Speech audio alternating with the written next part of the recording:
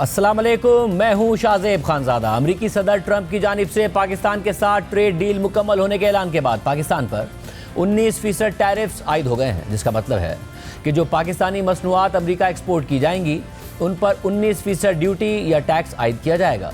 और अहम बात यह कि पाकिस्तान पर सदर ट्रंप ने इब्तिदाई तौर पर 29% टैरिफ्स आयद कर दिए थे, जो पाकिस्तान के साथ मुआहदे के बाद कम करके 19% कर दिए गए हैं। और ये टैरिफ भारत के अलावा खित्ते के दीगर ममालिक और पाकिस्तान के तिजारती हरीफों के तकरीबन बराबर ही हैं। अमरीकी सदर पहले ही भारत पर 25% टैरिफ्स और रूस से तेल और हथियार खरीदने पर जुर्माना आयद करने का ऐलान कर चुके हैं, जो आज से लागू हो गए हैं। और भारत में अमेरिका से ताल्लुकात और सदर ट्रंप के रवैये पर मोदी हुकूमत पर कड़ी तनकीद हो रही है और सदर ट्रंप को जवाब देने का मुतालबा किया जा रहा है। मगर खबर सामने आई है कि भारत अमेरिका को जवाब देने के बजाय उसे मनाने के लिए मुख्तलिफ ऑप्शंस पर गौर कर रहा है। अमेरिका की जानिब से भारत पर 25% टैरिफ्स आयद करने के साथ साथ बांग्लादेश, श्रीलंका और वियतनाम पर 20% टैरिफ आयद किया गया है, जबकि इंडोनेशिया पर 19% टैरिफ आयद किया गया है। अहम सवाल यह है कि पाकिस्तान ने अमेरिका की किन शराइत को कबूल करते हुए ट्रेड डील मुकम्मल की है। इसकी पूरी तफसीलात सामने नहीं आई हैं। के मुताबिक पाकिस्तान की सिनर्जी को अक्टूबर से विटोल से 10 लाख बैरल अमरीकी क्रूड ऑयल इंपोर्ट करेगी। अमरीकी क्रूड ऑयल अगले चंद हफ्तों में ह्यूस्टन से लोड होगा और अक्टूबर के आखिर में पाकिस्तान पहुंचेगा। डील के तहत test spot cargo commercially viable है। पाकिस्तानी हुकूमत तो इस ट्रेड डील पर मुतमईन नजर आ रही है और इसे कामयाबी करार दे रही है, मगर दूसरी जानिब ट्रंप की जानिब से भारत पर 25% भारी टैरिफ्स और जुर्माना आयद किए जाने के बाद भारत में मोदी हुकूमत दबाव में है। अपोजिशन तो कड़ी तनकीद कर ही रही है, मगर बैनुल-अक़वामी मीडिया तक सवाल उठा रहा है कि आखिर सदर ट्रंप अपने दोस्त वज़ीर आज़म मोदी को इतनी मुश्किलात में क्यों डाल रहे हैं। आखिर मोदी और ट्रंप की दोस्ती में इतनी बड़ी दरार कैसे आ गई। इस हवाले से ब्लूमबर्ग के लिए मिहिर शर्मा के तज्ज़िये के मुताबिक भारत में बहुत से लोगों ने सदर ट्रंप के दोबारा इंतखाब के बाद ये तवक्को की थी कि अब भारत और अमेरिका के ताल्लुकात नई बुलंदियों को छुएंगे, मगर अब वो ये सोच रहे होंगे कि आखिर क्या गलत हो गया कि ट्रंप ने भारत के खिलाफ मनफी बयानात और इकदामात का सिलसिला शुरू कर दिया। भारत में पॉलिसी साज अब इस संगीन और नापसंदीदा सच का इदराक कर रहे हैं कि क्या भारत अपनी जियोपॉलिटिकल अहमियत को ज़मीनी हक़ाइक़ से ज़्यादा ही समझ बैठा था। सदर ट्रंप की तरफ से टैरिफ की धमकी एक बड़ी धमकी थी। भारत पर 25% टैरिफ फिलिपाइन और इंडोनेशिया पर लगाए गए 19% के टैरिफ से ज़्यादा है और 15% के उस टैरिफ से तो बहुत ही ज़्यादा है जो अमेरिका ने यूरोपीय यूनियन, कोरिया और जापान जैसे अपने इत्तेहादियों पर लगाए हैं। भारत सोचता था कि वो अमेरिका के लिए इतना अहम है कि अमेरिका उसे अपने तवील मुद्दती इत्तेहादियों के मुकाबले में एक बेहतर डील देगा और वो एक ऐसी डील होगी जिसमें अमेरिका उन रुकावटों को भी नज़रअंदाज कर देगा जो भारत ने अपनी इंडस्ट्री और एग्रीकल्चर के गिर्द खड़े किए हैं। और अब अगर भारत अमेरिका को ज़्यादा ऑफर नहीं करता तो हो सकता है कि ट्रंप भारत पर अपनी धमकी से भी ज़्यादा टैरिफ आयद कर दें। आर्टिकल के मुताबिक भारत को ये एहसास करने में देर लग गई कि उसका अमेरिका में असल में बहुत कम लेवरेज मौजूद है। अमेरिका चीन को टैरिफ्स में एक और तोसी इसलिए दे रहा है क्योंकि चीन के पास ऐसी चीज़ें मौजूद हैं कि जिससे वो अमेरिकी मईशत के लिए ख़तरा बन सकता है और उसे धमका सकता है, जबकि यूरोपीय और ईस्ट एशियन ममालिक अमेरिकी हथियारों की खरीदारी या फिर अमेरिका में सरमायाकारी का वादा करके अपना रास्ता निकाल रहे हैं। मगर भारत के पास ऐसा कुछ नहीं है कि जिससे वो या तो अमेरिका को धमका सके या फिर उसे रिश्वत दे सके। सालों से भारत अपने असल मुआशी वजन से ज़्यादा लेवरेज हासिल करता आया है और उसमें एक किरदार अमेरिका से उस खामोश वादे का भी था कि भारत चीन को रोकने की अमेरिकी कोशिशों का हिस्सा बनेगा। मगर साथ ही भारत को लगता था कि अमेरिका से कुर्बत का मतलब ये नहीं है कि वो चीन की सरबराही में चलने वाले ग्रुप्स में शामिल नहीं होगा या फिर चीन के दोस्त रूस को सपोर्ट नहीं करेगा। मगर अब ट्रंप का गुस्सा इस बात की निशानदही कर रहा है कि भारत की तरफ से ये बैलेंसिंग एक्ट करने का वक्त ख़त्म हो चुका है। पाक भारत सीज़ फायर के बाद पाकिस्तान ने ट्रंप की भरपूर तारीफ की, मगर भारत ने ट्रंप को इग्नोर कर दिया। ट्रंप के आने के बाद व्हाइट हाउस अकीदत चाहता है, ना कि नाफरमानी। मगर मोदी को एक मुश्किल का सामना है क्योंकि उनके वोटर ये बात बर्दाश्त नहीं करेंगे कि मोदी ट्रंप के सामने उस वक्त सर तस्लीम खम कर दें कि जब ट्रंप ने इशारा दिया है कि वो भारत के मुकाबले में पाकिस्तान को तरजीह देते हैं। ये बात अपने वोटर्स के सामने सेल करना इंतहाई मुश्किल होगा। इस वक्त भारतीय हुकूमत का ये एतमाद कि ट्रंप का दौर उनके लिए एक अच्छा दौर साबित होगा बुरी तरह बिखर चुका है और अब इस ताल्लुक को दोबारा बेहतर होने में वक्त लगेगा। इसी तरह अमरीकी अखबार न्यूयॉर्क टाइम्स में मुजीब मशाल की रिपोर्ट के मुताबिक भारतीय वज़ीर आज़म नरेंद्र मोदी कई बरसों से भारत को अमेरिका के करीब लाने की कोशिश कर रहे हैं, ख़ासतौर पर उस ताल्लुक पर तवज्जो देते हुए जो उनका सदर ट्रंप से बना, जिन्हें वो सच्चा दोस्त करार दे चुके हैं। मगर जब मोदी को इस ताल्लुक पर सबसे ज़्यादा इन्हिसार करने की ज़रूरत पड़ी तो उन्हें उल्टा ट्रंप की तरफ से ऐसे धचकों का सामना करना पड़ा जो उनके मुल्क के अंदर उनकी मजबूत लीडर वाली साख को नुकसान पहुंचा रहा है। भारतीय हुक्काम अब ये सोचने पर मजबूर हो गए हैं कि जो रिश्ता तारीखी बुलंदी पर था वो इतनी तेजी से बिगड़ कैसे गया। नई दिल्ली में तज्जियाकारों और हुक्काम का कहना है कि नुकसान सिर्फ वक्ती नहीं बल्कि बहुत गहरा है। इसने उस ताल्लुक को हिला कर रख दिया है जो दहाइयों की मेहनत से कायम हुआ था। एक ऐसा रिश्ता जो इस हकीकत को तस्लीम करता था कि भारत एक मुश्किल खित्ते में है जहां चीन और रूस जैसे बड़े खिलाड़ी मौजूद हैं और भारत को ये आज़ादी हासिल थी कि वो अपनी शराइत पर अमेरिका के करीब होता चला जाए। साथ ही इस दौरान भारत ने चीन के खिलाफ कदरे सख्त मौक़िफ़ भी अपनाया। न्यूयॉर्क टाइम्स के मुताबिक अशोक मलिक जो एशिया ग्रुप में इंडिया प्रैक्टिस के सरबराह हैं और मोदी हुकूमत के साबिक मुशीर भी रह चुके हैं, उनका कहना है कि गुज़िश्ता 20 या 25 सालों में भारतीय खारजा पॉलिसी की एक खुसूसियत ये थी कि हमने अमेरिका के साथ लीडरशिप की सतह पर और सिस्टम की सतह पर एक ऐसा रिश्ता बना लिया था जो हर नशीबो फराज और मुख्तलिफ अदवार में कायम रहा। ताहम यह रिश्ता अब मुतज़लज़ल हो चुका है। हालिया वाक़यात से ज़ाहिर होता है कि दोनों ममालिक स्ट्रेटजिक तौर पर एक सफ़े पर नहीं हैं और मौजूदा ताल्लुकात शायद 1990 की दहाई के अवाइल के बाद बदतरीन सतह पर हैं, जो कि एक इंतहाई कशीदा दौर था। आर्टिकल के मुताबिक ट्रंप की पहली मुद्दत सदारत के दौरान मोदी ने अमेरिका के शहर ह्यूस्टन में ट्रंप के साथ एक स्टेज पर आकर उन्हें व्हाइट हाउस में अपना सच्चा दोस्त कहा था और एक ऐसा खिताब किया था जो तारीफ़ों से भरा हुआ था। मगर जनवरी में ट्रंप की दूसरी मुद्दत सदारत की तकरीब हल्फबर्दारी में शिरकत से महज चंद दिन पहले अमेरिका ने दर्जनों भारतीय तारिकीन वतन को हथकड़ी लगाकर मुल्क बदर कर दिया। इन मनाजिर ने भारत में सियासी हंगामा खड़ा कर दिया, खासतौर पर एक ऐसे मोदी के लिए जो अपने इमेज और साख के बारे में बहुत हसास हैं। ये अमेरिका की तरफ से इशारा था कि भारतीय शहरियों को किसी खुसूसी रियायत की तवक्को नहीं रखनी चाहिए। इसके बाद मजीद बिगाड़ उस वक्त हुआ कि जब भारत ने पाकिस्तान को कश्मीर में 26 अफराद के कत्ल का जिम्मेदार ठहराकर उसके खिलाफ अस्करी कार्रवाई कर दी तो भारत को यकीन था कि अमेरिका उसके साथ खड़ा होगा। मगर सदर ट्रंप जो माजी में पाकिस्तान को दहशतगर्दों के महफूज ठिकाने देने पर तनकीद कर चुके हैं, इस बार भारत और पाकिस्तान दोनों के साथ बराबरी का सलूक करते दिखाई दिए। जब दोनों ममालिक के दरमियान जंगबंदी हुई तो ट्रंप ने बार बार ये दावा किया कि ये मुआहिदा उनके दबाव की वजह से हुआ, जिससे मोदी को मुल्क के अंदर शर्मिंदगी उठानी पड़ी। मोदी जब अपने मुल्क में सियासी नुकसान को काबू करने की कोशिश कर रहे थे तो ट्रंप ने जख्मों पर नमक छिड़कते हुए पाकिस्तान के ताकतवर फौजी सरबराह को खाने पर मदऊ कर लिया, जो कि सिफारती आदाब से हटकर था। न्यूयॉर्क टाइम्स के मुताबिक फिर आया टैरिफ का मामला। अगरचे दुनिया के कई ममालिक को ट्रंप की इस पॉलिसी का सामना करना पड़ा है जिसका मकसद अमरीकी मफादात को फौकियत देना है, मगर भारत अभी तक अमरीका से कोई मुआहिदा नहीं कर सका।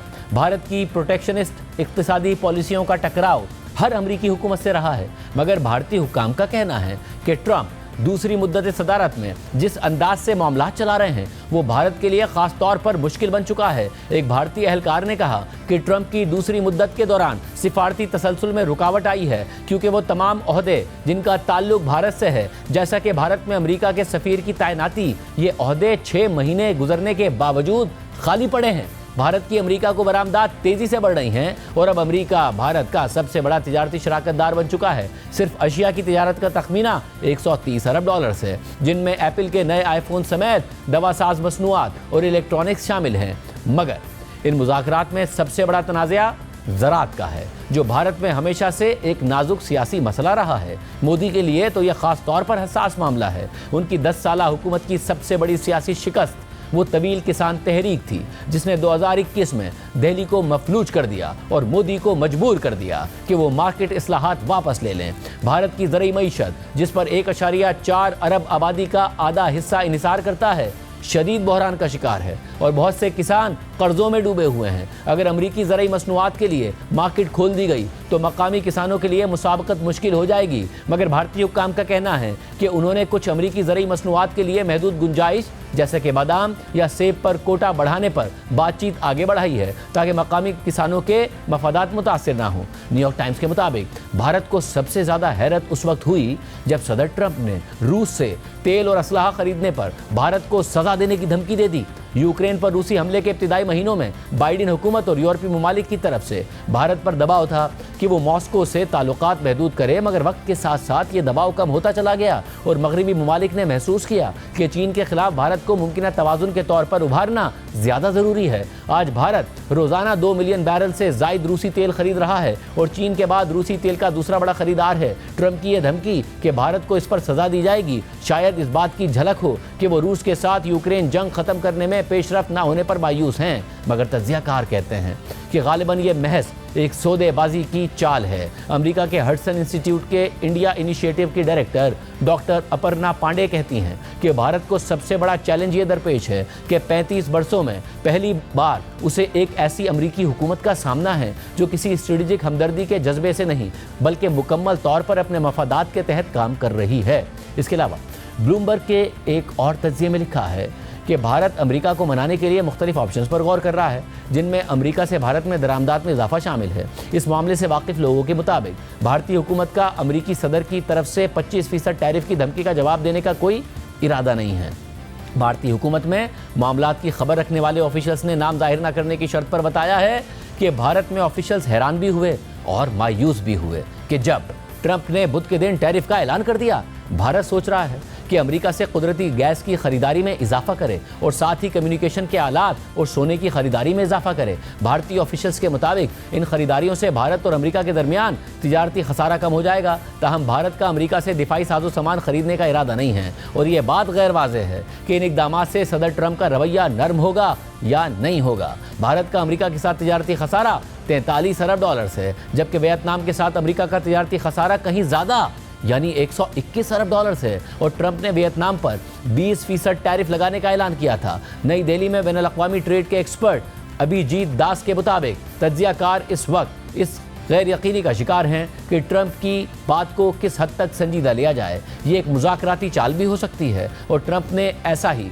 यूरोपीय यूनियन के साथ किया था। सदर ट्रंप ने यूरोपीय यूनियन पर 30% टैरिफ लगाने की धमकी देकर दबाव डाला और फिर 15% के टैरिफ पर डील कर ली। खबर के मुताबिक भारत ने अमेरिका को बता दिया है कि वो उसके F-35 स्टेल्थ तैयारों की खरीदारी में दिलचस्पी नहीं रखता। जब फरवरी में वज़ीर आज़म मोदी ने व्हाइट हाउस का दौरा किया तो सदर ट्रंप ने भारत को ये महंगे तैयारे बेचने की ऑफर की, मगर मोदी ने जवाब में एक ऐसी मुश्तरका पार्टनरशिप में दिलचस्पी का इजहार किया जिसमें दिफाई साजो सामान की भारत में मुश्तरका डिज़ाइनिंग और मैन्युफैक्चरिंग की जाए।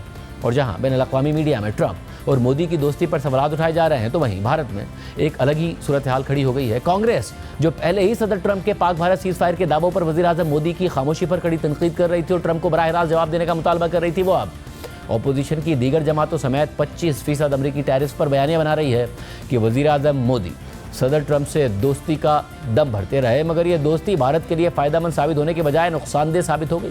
राष्ट्रपति ट्रंप कह रहे हैं कि वो पाकिस्तान के साथ समझौता करेंगे ताकि भविष्य में एक ऐसी नौबत आए कि पाकिस्तान का तेल भारत खरीदेगा। ये भारत और अमेरिका के रिश्ते में एक नई गिरावट हम देख रहे हैं। ट्रंप के साथ मोदी जी की जो प्रगाढ़ता और मित्रता है, उसका खामियाजा इस देश को बहुत भुगतना पड़ रहा है।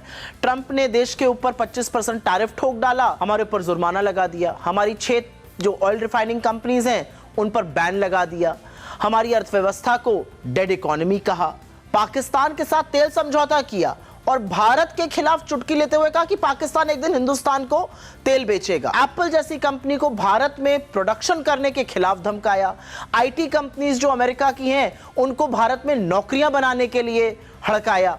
हमारे लोगों को हथकड़ियां पहनाई, उनको बेड़ियों में बांधा और फिर अमेरिका से खदेड़कर मिलिट्री जहाज में वापस भेजा। दुनिया भर के अरे गहरे नत्थु गहरों को दरवाजे तक रिसीव करने आए, हमारे प्रधानमंत्री को लेने नहीं आए और इस बात का दुख है हमें।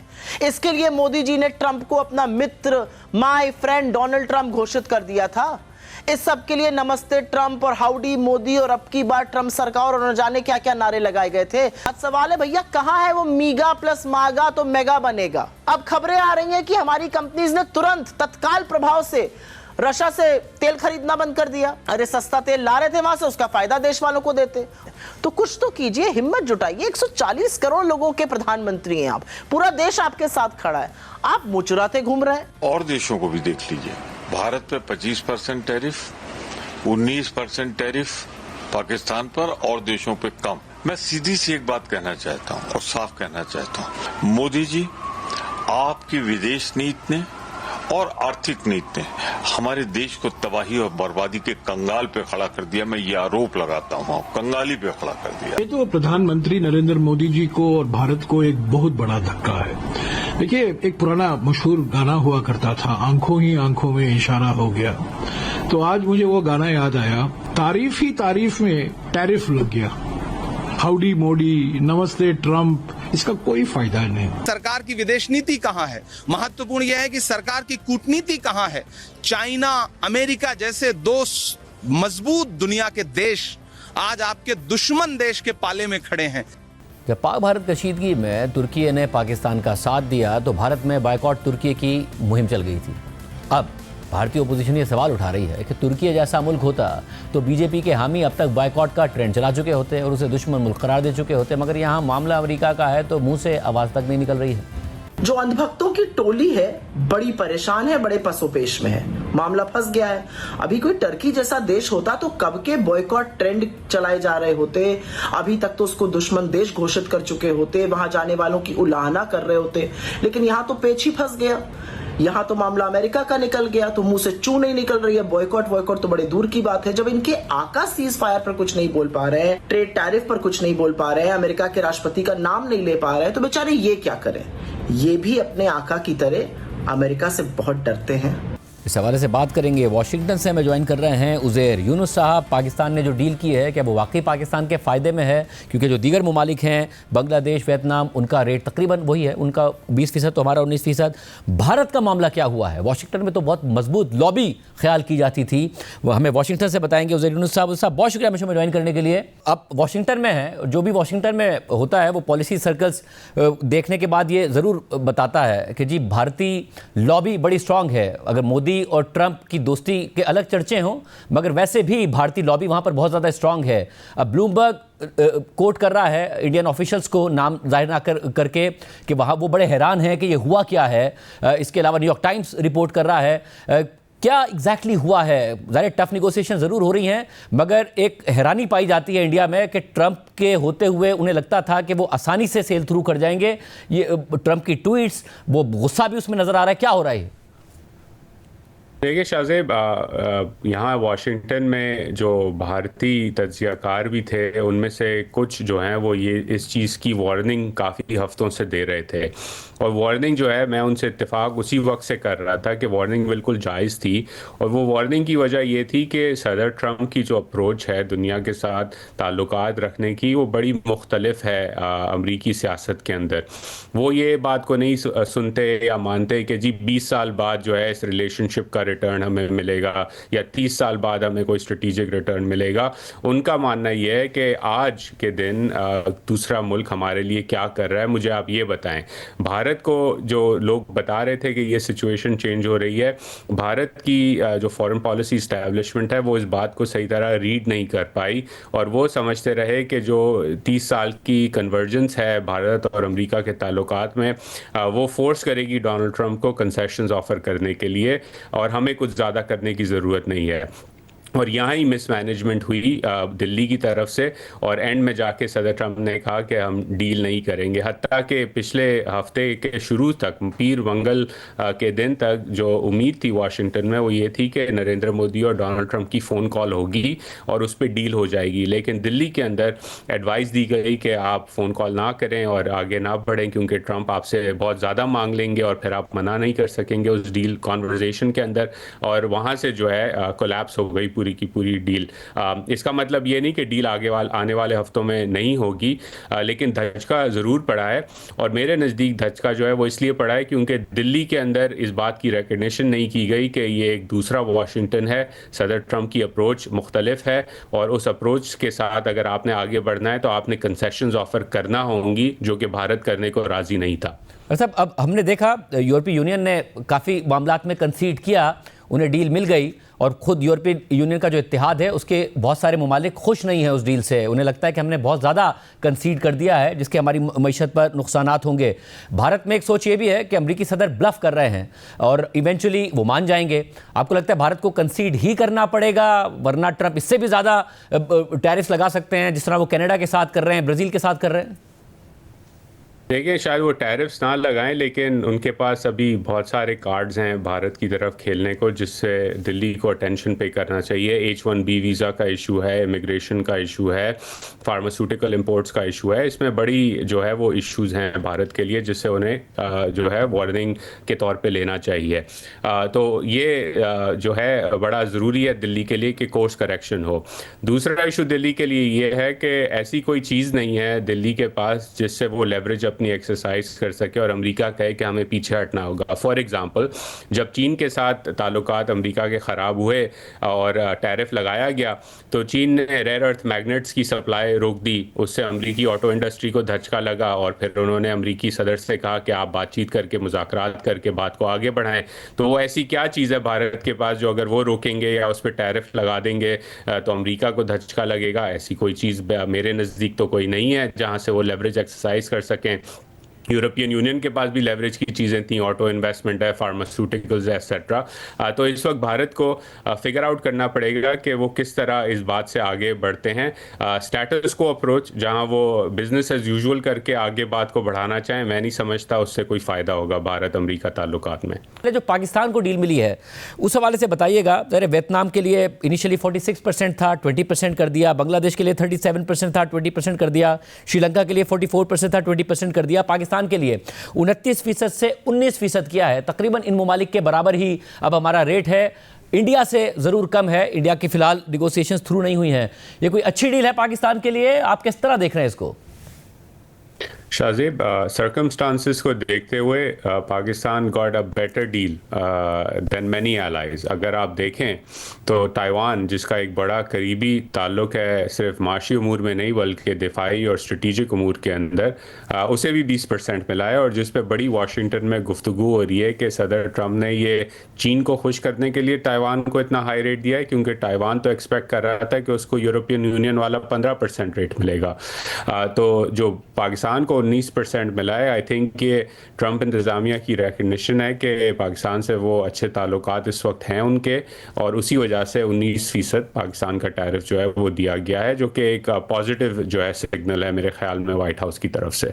और मुझे ये बताएगा कि पाकिस्तान की मईशत में आप ज़ाहिर लिखते भी हैं, कमेंट भी करते हैं, दो तरीके के फ़ायदे सोचे जा रहे थे कि अगर ज़्यादा फ़र्क आता है उन ममालिक से जो कि पाकिस्तान की एक्सपोर्ट्स में कम्पीट करते हैं, चाहे वो बांग्लादेश हो, दीगर ममालिक हों, तो एक फ़ायदा ये होगा कि पाकिस्तान की बरामदात बढ़ जाएँ। दूसरा फ़ायदा ये हो सकता है कि चीन या दीगर ममालिक पाकिस्तान में इंडस्ट्री लगाने को फौकियत दें, जो कि उन्होंने माजी में अगर वियतनाम में लगाई या बांग्लादेश की तरफ रुझान होता है। आपको लगता है इतने कम डिफरेंस के बाद पाकिस्तान को कोई मुआशी फ़ायदा उस तरीके का हो पाएगा? देखिए, नियर टर्म माशी फ़ायदा शायद हो, जिसकी वजह से ऑर्डर्स जो हैं वो पर्टिकुलरली टेक्सटाइल्स के अंदर थोड़े बहुत आएँ और उसकी वजह से पाकिस्तान का एक्सपोर्ट बढ़े। लेकिन जो सप्लाई चेन्स का टॉपिक है, जहां दूसरी ममालिक से इन्वेस्टमेंट पाकिस्तान में आए और फिर पाकिस्तान से एक्सपोर्ट्स किए जाएँ, उसके लिए टैरिफ से ज़्यादा ज़रूरी ये है कि पाकिस्तान अपनी माशी पॉलिसीज़ जो हैं उन्हें बेहतरी लाए। फॉर एग्ज़ाम्पल, पाकिस्तान में इस वक्त एनर्जी का जो कॉस्ट है, जो इंडस्ट्री देती है, वो रीजन के मुकाबले में बहुत ज़्यादा हाई है। अब उसे रिजॉल्व करना पाकिस्तान के लिए ज़रूरी है, क्योंकि उसी से एक्सपोर्ट्स बढ़ेंगे उस पॉलिसी को बेहतर करके। तो टैरिफ नियर टर्म में थोड़ा बहुत आपको गुंजाइश आपकी बढ़ा सकते हैं एक्सपोर्ट्स के लिए, लेकिन असल जो पाकिस्तान का एक्सपोर्ट का इशू है वो डोमेस्टिक इकोनॉमिक पॉलिसी से जुड़ा हुआ है, बिलखुसूस एनर्जी सेक्टर पॉलिसी से जुड़ा हुआ है। और अब ये खबर आ गई कि पाकिस्तान तकरीबन 10 लाख बैरल अमरीकी क्रूड ऑयल इंपोर्ट करेगा, और जो कमर्शियली वायबल होगा, ये भी खबर आ गई। दूसरी, जो सदर ट्रंप की तरफ से कहा गया कि पाकिस्तान के एनर्जी सेक्टर में जो उन्होंने कहा कि मैसिव ऑयल रिजर्व्स में बकौल उनके, उसमें सरमायाकारी होगी, ये आपको होती नज़र आती है फ्यूचर में? देखिए, अमेरिका से अगर तेल ख़रीदा जाएगा तो वो कमर्शियली वायबल होगा, तो ज़रूर उसे कंपनीज खरीदेंगी। मेरा उसमें व्यू ये है कि पाकिस्तानी सरकार का इससे कोई ताल्लुक़ नहीं होना चाहिए कि कौन सी रिफाइनरी कहाँ से तेल ख़रीदे। जहाँ उसको अच्छी क्वालिटी का तेल सस्ते दामों मिले वहाँ से उसे ख़रीदना चाहिए। बिल्कुल सरकार एक इनेबलिंग पॉलिसी कहे और फिर सरमायाकारों को कहे कि वो ख़रीदें। जहाँ तक सरमायाकारी का ताल्लुक़ है ऑयल एंड गैस एक्सप्लोरेशन में, तो देखें काफ़ी टाइम से एक डिस्कशन चल रही थी कि पाकिस्तान के पास रिजर्व्स हैं लेकिन उनमें इन्वेस्टमेंट होना ज़रूरी है। इन्वेस्टमेंट इसलिए नहीं हो पाई क्योंकि पाकिस्तान में एक तो सिक्योरिटी इन्वायरमेंट काफ़ी ख़राब था, दूसरा इन्वेस्टमेंट इन्वायरमेंट जहाँ बैनुल-अक़वामी कंपनीज इन्वेस्ट करें उन्हें नहीं लगता था कि इन्वायरमेंट सेफ़ है, और तीसरा इशू ये कि आपके एनर्जी सेक्टर के अंदर ये जो सर्कुलर डेट और अनवायबिलिटी का जो इशू है उसकी वजह से डोमेस्टिक लेवल पर भी इन्वेस्टमेंट नहीं हो पा रही थी।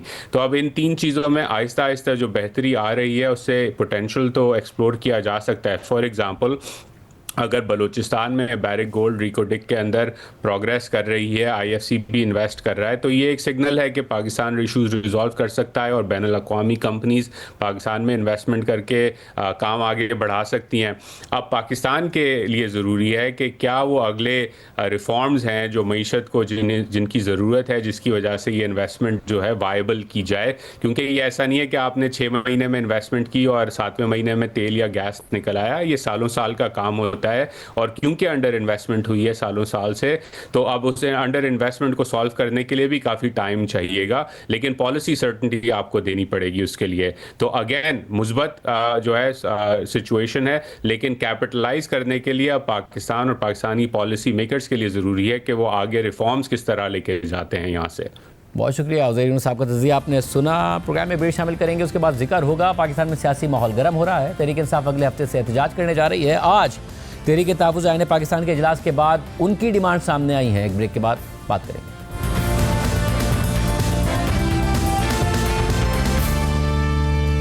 तहरीक इंसाफ ने 10 मुहर्रम के बाद हुकूमत के खिलाफ एहतजाजी तहरीक की कॉल दी थी। फिर इसके बाद इमरान खान ने भी जेल से रहनुमाओं को हिदायत की थी कि 5 अगस्त तक एहतजाजी तहरीक को उरूज पर पहुंचाया जाए, मगर आज अगस्त का महीना शुरू हो चुका है, लेकिन तहरीक इंसाफ की एहतजाजी तहरीक अभी तक शुरू नहीं हो सकी है। बल्कि दूसरी तरफ 9 मई के मुकदमात में PTI के रहनुमाओं और कारकुनों के खिलाफ सजाओं के फैसले तेज़ी के साथ आ रहे हैं। इमरान खान की बहन अलीमा खान ने यह ऐलान किया था कि इमरान खान के बेटे कासिम और सुलेमान पाकिस्तान आकर एहतजाजी तहरीक में हिस्सा लेंगे, जिसके बाद कासिम और सुलेमान ने अमेरिका जाकर अहम मुलाकातें भी की। फिर ये खबरें आने लगी कि वो तहरीक को लीड करेंगे, और फिर इमरान खान ने अडयाला जेल में सहाफ़ियों से गुफ्तगू करते हुए इस बात की तरदीद कर दी कि उनके बेटे पाकिस्तान आकर तहरीक की क़यादत करेंगे। और आज अलीमा खान ने एक्स पोस्ट में लिखा है कि कुछ दिन पहले सुलेमान और कासिम ने लंदन में पाकिस्तानी हाई कमीशन को वीज़ा के लिए दरख्वास्त दी थी, और पाकिस्तानी सफ़ीर ने यह बताया है कि वो इस्लामाबाद से वजारत दाखिला की मंजूरी का इंतज़ार कर रहे हैं। लेकिन गुज़िश्ता दिनों अलीमा खान ने कहा कि इमरान खान के बेटों के पास नाइकॉप है, उन्हें पाकिस्तान आने के लिए वीज़े की ज़रूरत नहीं है।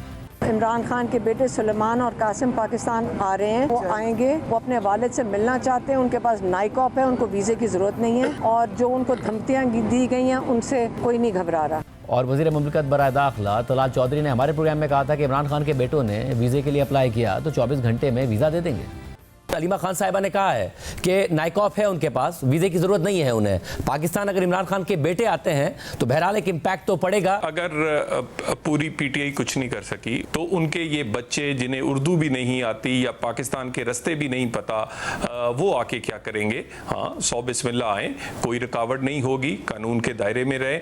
उनके पास नाइकॉप है, वो भी बड़ी अच्छी बात है। नहीं है, वीज़ा चाहिए, 24 घंटे से भी कम अरसे में वीज़ा दिया जाएगा, और किसी किस्म की कोई रुकावट नहीं होगी। रुकावट सिर्फ उस वक्त होगी जब कोई गैर कानूनी काम करेगा, उसके लिए कोई वीजे पे आया हो या पाकिस्तानी हो, दोनों के लिए एक जैसा कानून है। वो आएंगे तो उन्हें उनके वालिद साहब से मुलाकात भी करने दी जाएगी, जो उनका हक है। बड़ी देर कर दी है उन्हें आते आते, वो आए, बिल्कुल उनका मिलने का हक है, जरूर मिले।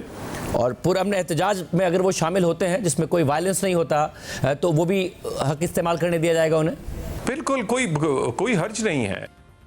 और तलाल चौधरी ने अलीमा खान के बयान पर रद्द-ए-अमल देते हुए कहा है कि आपने कहा था कि इमरान खान के बच्चों के पास नाइकॉप है। अगर आपकी बात दुरुस्त है तो इमरान खान के बच्चों को पाकिस्तान आने के लिए वीज़ा की ज़रूरत नहीं है। इमरान खान के बच्चों को वीज़ा दरकार है तो इसका मतलब है कि वो पाकिस्तानी शहरी नहीं है। इस सारे मामले की सच्चाई क्या है?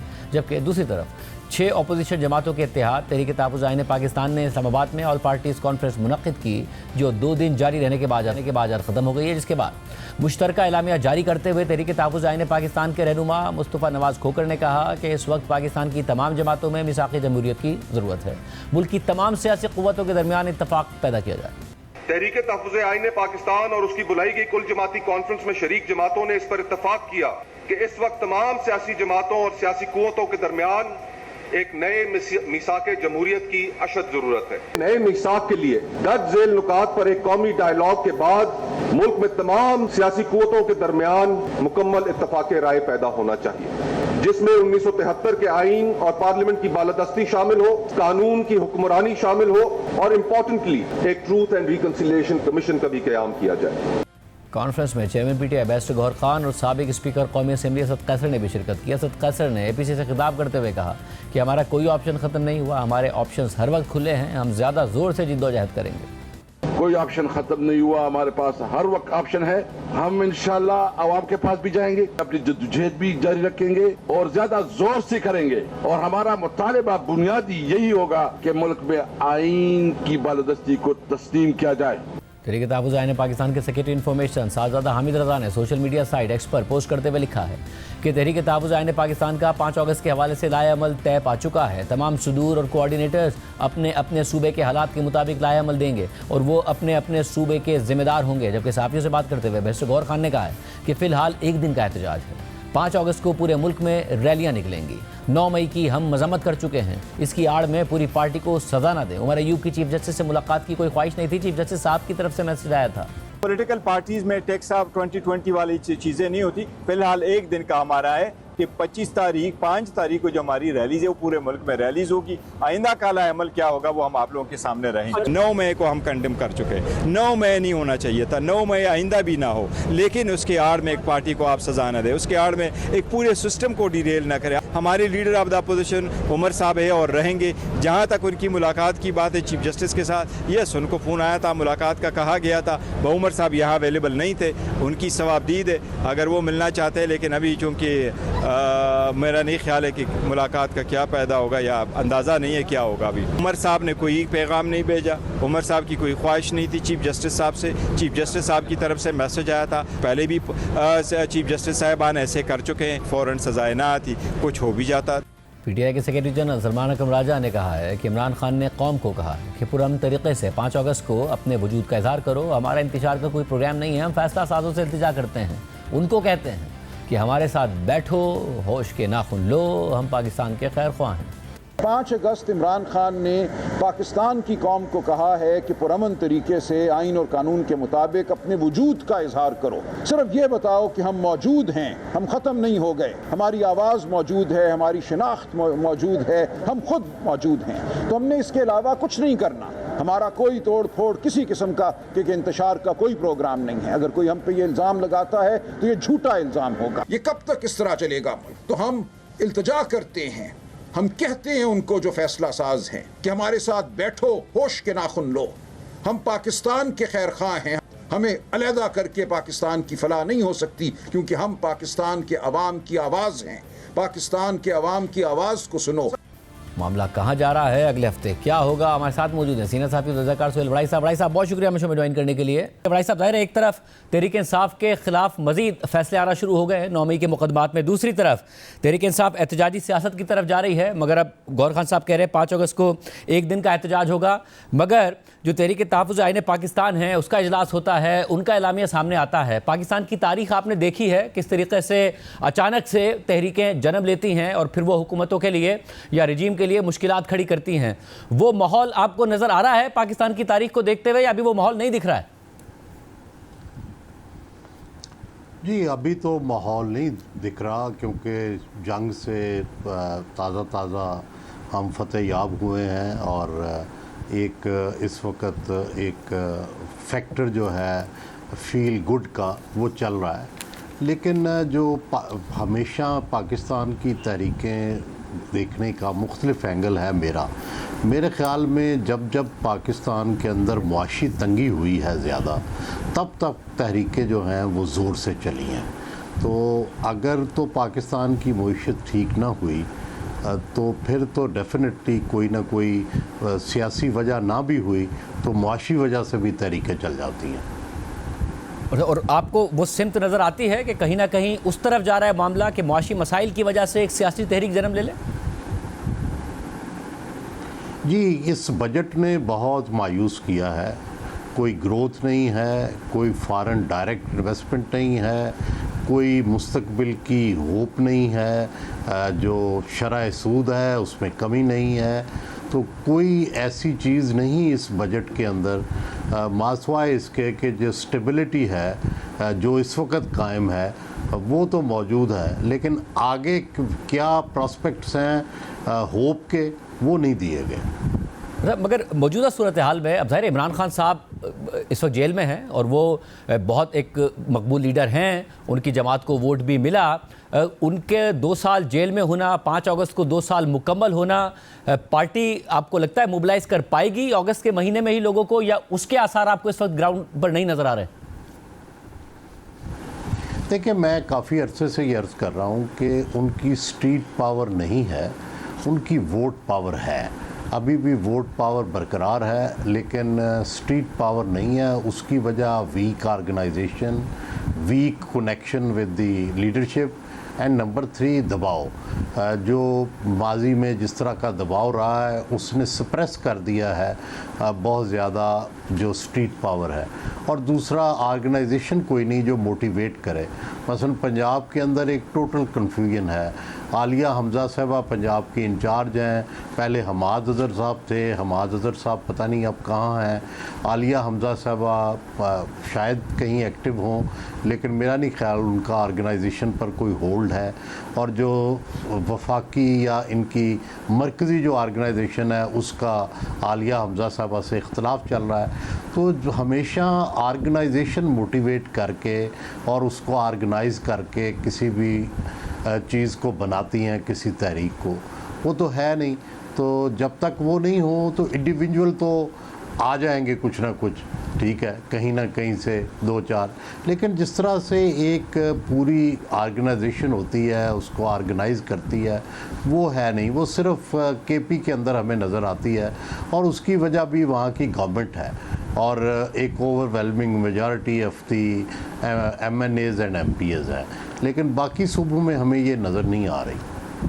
मतलब और फिर दूसरी तरफ जो ज़ाहिर है इस वक्त इस्टेब्लिशमेंट और हुकूमत के जो ताल्लुकात हैं वो अच्छे हैं और काफ़ी टाइम से अच्छे हैं, वो आपको अच्छे ही नज़र आ रहे हैं या वहाँ पर कुछ ना कुछ ऐसी गुंजाइश है जैसे 2020-21 में जब अपोजिशन को PDM को गुंजाइश नज़र आई तो उन्होंने कार्रवाई डाली और उन्हें कामयाबी भी हासिल हुई, ऐसी कोई गुंजाइश नज़र आती है?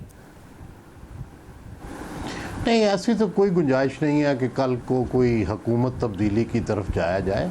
एक दूसरे से शिकायत हैं, मसलन जो गवर्नमेंट है, कोलिशन गवर्नमेंट, प्रेसिडेंट से भी उन्हें कुछ शिकायत हैं, प्राइम मिनिस्टर से भी हैं, जो वफाकी हुकूमत है, लेकिन वो ऐसी नहीं है कि उनकी वजह से कोई दरमियान में आके हुकूमतों को ख़त्म कर दे या कोई थ्रेट कर दे या तीसरी ताकत की गुंजाइश फ़िलहाल पैदा हो जाए। जब तक ये सिस्टम उस वक़्त तक कायम रहेगा जब तक कि PTI का थ्रेट मौजूद रहेगा, जब तक इमरान खान के मसले का कोई ऐसा हल नहीं निकलता जिस पे गवर्नमेंट सेटिस्फाई हो जाए।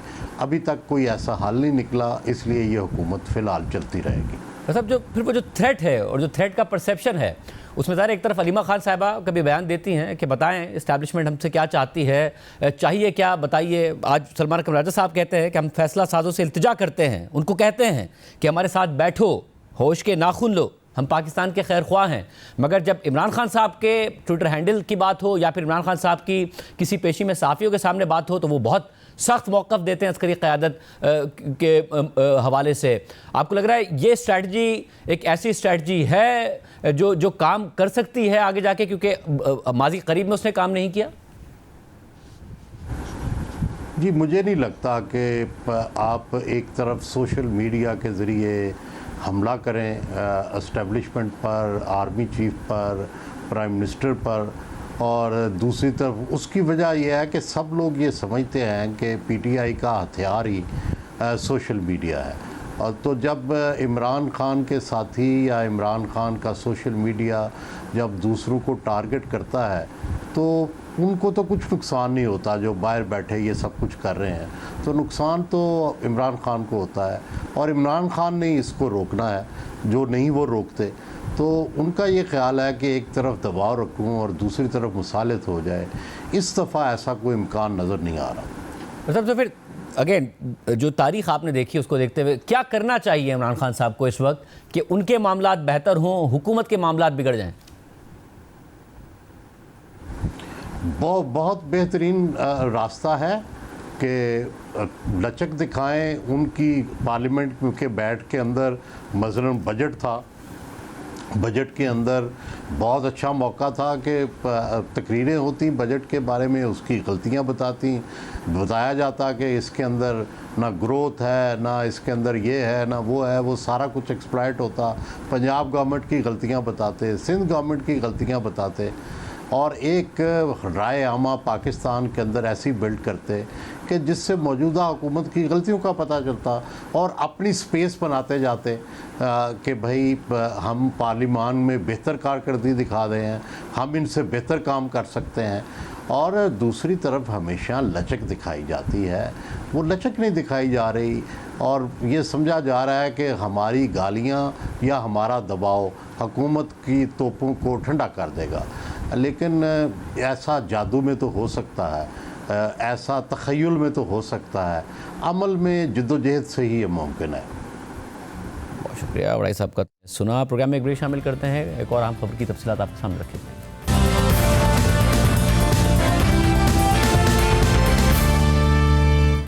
बलूचिस्तान के ज़िला केच में 7 साला बच्चे को दहशतगर्दी में मुआवनत के इल्ज़ाम में मुकदमे में नामजद कर दिया गया है।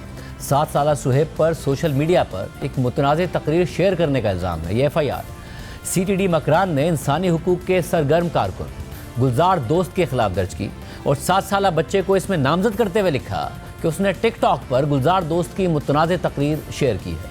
बच्चे ने इंसदाद दहशतगर्दी की अदालत से ज़मानत कबल अज़ गिरफ्तारी ली हुई है और गुज़िश्ता रोज़ ज़मानती मचल के जमा कराने सुहेब और उसके वालिद अदालत भी गए थे, जहाँ बच्चे की अदालत में पेशी की तस्वीर वायरल हो गई।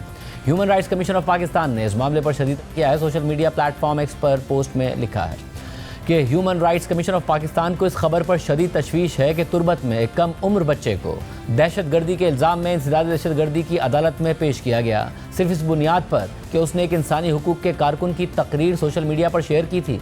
इंसदाद दहशतगर्दी के कवानीन का इस तरह गलत इस्तेमाल ना सिर्फ बच्चों के हुकूक की संगीन खिलाफ वर्जी है बल्कि कानूनी तकाज़ों की भी सरासर नफ़ी है। HRCP ने मज़ीद लिखा है कि हम मुतालबा करते हैं कि बच्चे पर से तमाम इल्ज़ामात फिलफौर वापस लिए जाएँ, FIR का मुकम्मल और गैर जानिबदाराना जायज़ा लिया जाए और इस अफसोसनाक इक़दाम में मुलव्विस ज़िम्मेदार अफसरान का एहतसाब किया जाए। आज के प्रोग्राम में इतना ही, इजाज़त दीजिए, अल्लाह हाफ़िज़।